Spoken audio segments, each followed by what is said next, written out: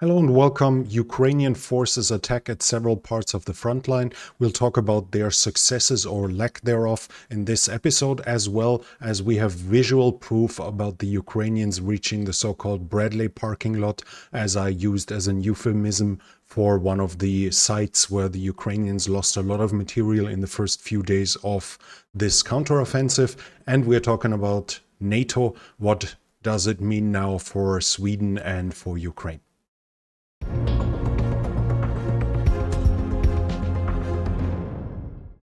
First, we start off with the front line north of the Seversky Donetsk, the river here.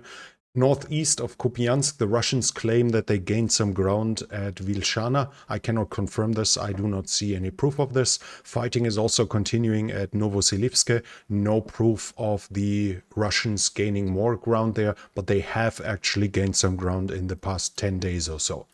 Further south, Russians were attacking in the direction of Torske and in the Serebryanske forest. According to the pro-Russian Riba, they've actually reached Torske and they entered the town. They are at least spreading this as supposed rumors. It seems to be clear that they actually have achieved some successes in this region.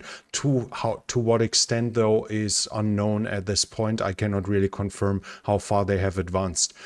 In the Serebryanske forest, the Russians are also claiming some successes. They also talk about at least 5 Ukrainian attacks in their directions. No possibility for me to confirm any losses or gains in this point at this region as of yet. Russians were also attacking at Spirne, Vesele, and in the direction of Ryhurivka. No successes here.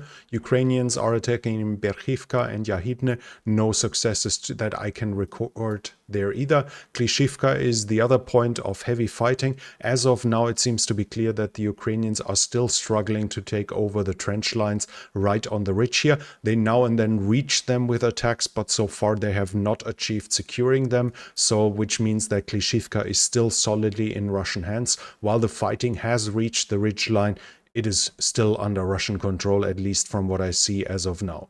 Further south, we have reports about Ukrainian attacks into the direction of Avdiivka that seems to be aiming to bypass the ridge lines and maybe threaten them from behind. But so far, I cannot confirm that these attacks there had some successes either.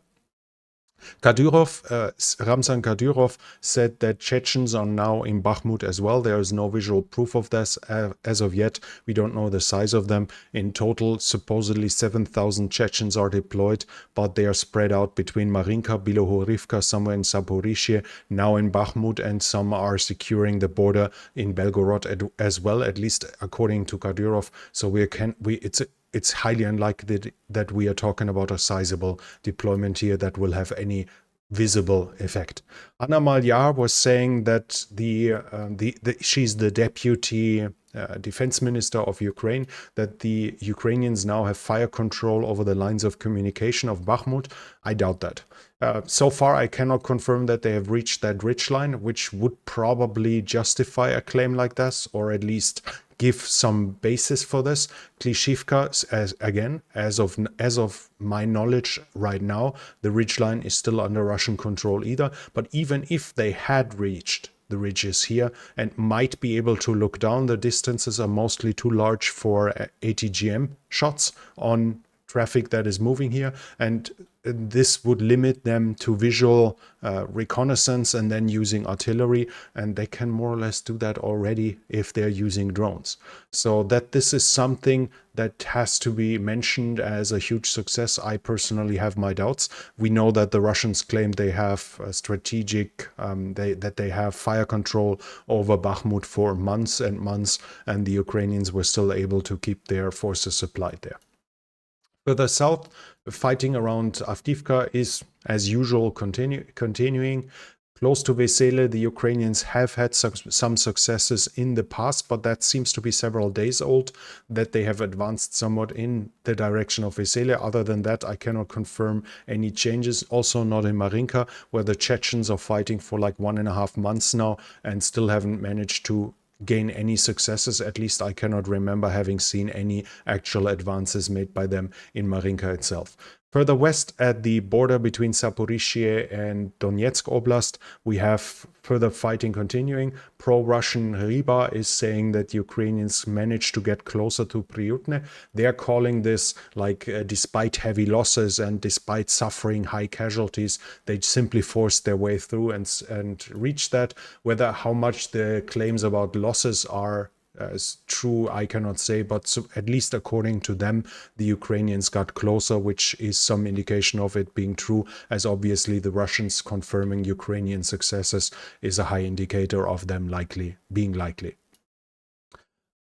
Bigger fighting is happening at Orikhiv. The Ukrainians still try to take Robotine. They have had some success in the direction of Novopokrovka in this direction, but minor successes. In Robotine, they did a bigger attack, which was repulsed. We have the geolocalization fairly close to Robotine so far, but the losses have been high. The video is being spread around where you can see that scene here where Bradleys are being hit with artillery or with FPV drones in that attack. The interesting part or the bigger news of this region is that the Ukrainians have reached the Bradley parking lot, which was here. We've already seen them reaching and even recovering Bradleys in this area on the other side of the field. Now we have visual evidence having reached that as well. This was this place you might remember, and I have the pictures here where you can see the Leopard 2 A6 and a lot of Bradleys around, and as you can see, Ukrainian soldiers have now reached that and feel fairly relaxed, so it's far enough away from the front line that they can operate in the open without having an imminent attack. Fear of an imminent attack. What we can see here that this is clearly fire damage, so how far of this Bradley will still be recoverable is obviously can be put into doubt. Some spare parts they might gain from it, but whether they can recover this is a different story. This one, on the other hand, looks fairly well, and we have some pictures around. This is an armored recovery vehicle by the Ukrainians, as you can see. Also heavy fire damage on this one, but when we look at the Leopard 2A6, at least we do not see any change in its coloring, so it might actually be the way it was left behind. Whether this means they will be able to be put back in service is obviously unknown to us. At least in theory, it's possible that on the other side the tank is heavily damaged, or that the Ukrainians, that the Russians dropped a hand grenade in, which might not have blown it up but burned up everything on the inside. And this is one of the points now that the first Russian Telegram channels are complaining about. How is it possible that we didn't destroy anything of this here? But as you might remember, if you had already been a subscriber at that point, that I mentioned that taking a position isn't that much of a miracle. The important thing would be to take it out, and that the two sides would then probably try to destroy the vehicles to make sure they can't be put back into service. And as it seems, I don't see any additional damage, so the Russians might have actually not done that. And if those pictures are published, we should assume, or at least hope for Ukraine's sake, that those tanks are already recovered. Otherwise, we would expect them to be hit by shells and drones right away. So as of now, to make a short summary, we know the Ukrainians have secured the area. We do not know if they have already recovered what was to be recovered and how much of that will be possible to be put back into service. This is unfortunately unknown. West of it, we have reports of fighting at Piatichatki in the direction of Sherebianki. The Russians claim that a smaller attack with 30 infantrymen advanced in that direction. They repulsed it. They also said they gave up on trenches to lure the Ukrainians in and heavily mined those trenches. And at least there is visual evidence indicating that this might be true, as there are some gruesome videos of Ukrainian soldiers jumping into trench lines and then being blown up right at the very moment where they hit the bottom of the trench. Overall, though, nothing really has changed much except more people dying.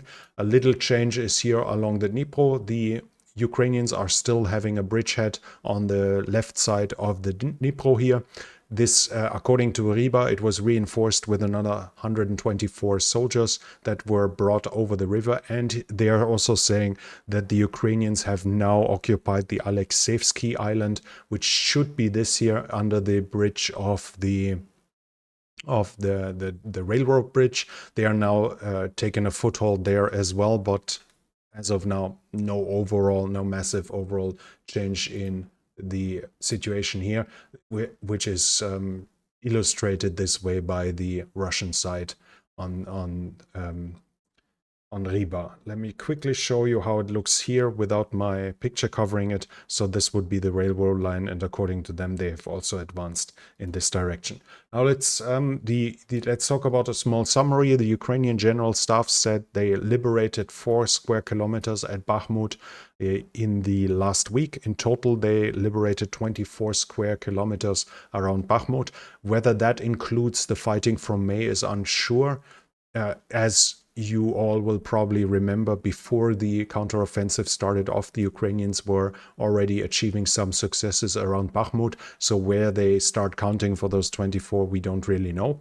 They are also saying that they achieved in the last week up to 1 kilometer in the direction of Berdyansk and Melitopol. So in these areas, more or less, or maybe from this year. But the thing is, in total, they say 8.6 kilometers since the beginning of the counteroffensive, which, to be frankly, obviously isn't enough. Now, there are the discussions that the Ukrainians have currently switched to a phase where they try an attrition of the Russian forces. We will have to see how successful this one will be. As of now, obviously, this isn't what Ukraine probably expected. This isn't what Ukraine supporters have expected. That doesn't mean the counteroffensive has failed already. It's just showing how difficult it is to get there, and that the Russians have a vote in this whole battle too. It shouldn't surprise us too much. In total, in those 5 weeks of fighting, they have more or less liberated the same area as Russia took throughout their whole winter-spring offensive.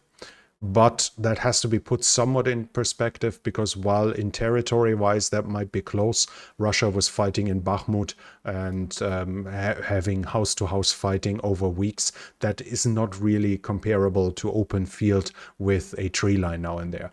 If the Ukrainians obviously managed to take Klishivka and then maybe Opitne, at the same time Yahidne and Pitorodne, they will probably force a turning maneuver and force a Russian withdrawal from Bakhmut. Then obviously we could judge this differently. But as of now, it's a slowly gruesome grinding forward by the Ukrainians at several places of the front line.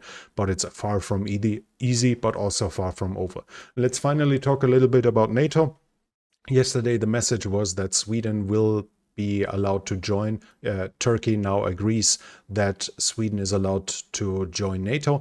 The reason for that is likely bribe and pressure. The reports were that Turkey will receive F-16 of the newest version. They might somewhat be sponsored by the US taxpayer. We'll have to see. But at least Turkey is receiving new fighter jets, which they need.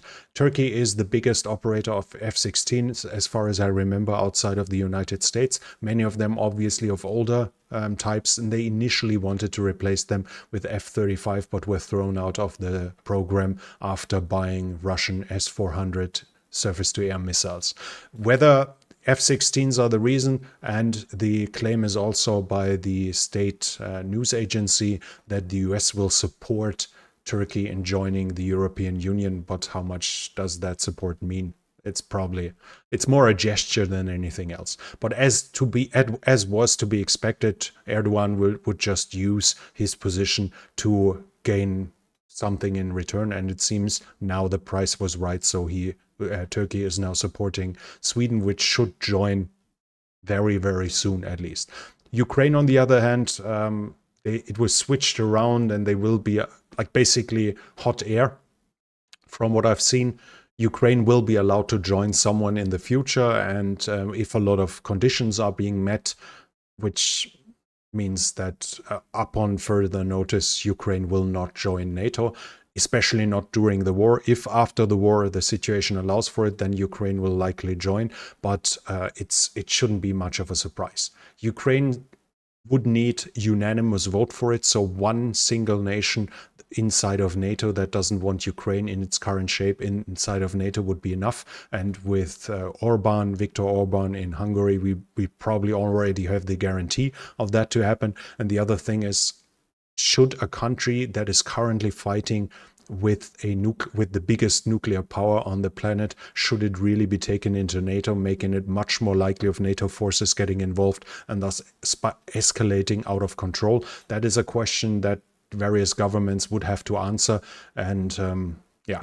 it seems unlikely that this is going to happen. So unless there is some unforeseen escalation, which I do not expect, between NATO and Russia, I do not see Ukraine joining NATO anytime soon, especially not while the war is still ongoing.